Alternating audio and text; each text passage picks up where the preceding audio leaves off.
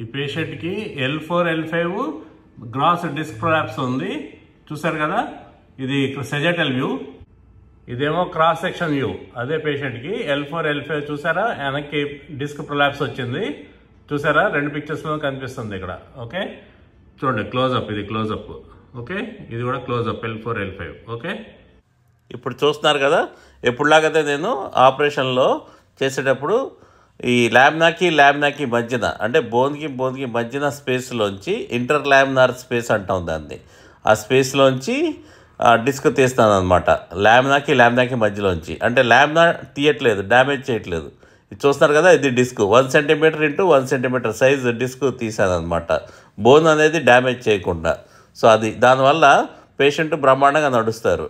Okay, ఇది ఇంకొక పీసు, ఇంకొక డిస్క్ మొక్క వచ్చింది, అదే పేషెంట్. ఓకే, ఇప్పుడు చూడండి. నిన్న ఆపరేషన్ అయింది కదా, నిన్న సాయంత్రం చేశాను, ఇంకా 24 గంటలు కూడా అవ్వాలా. ఇవాళ తెల్లారి నడుస్తున్నావు బాగానే. నొప్పి తగ్గిందా? కాలుకి వెళ్ళి నొప్పి, ఎడం కాలుకి నొప్పి అన్నావు కదా.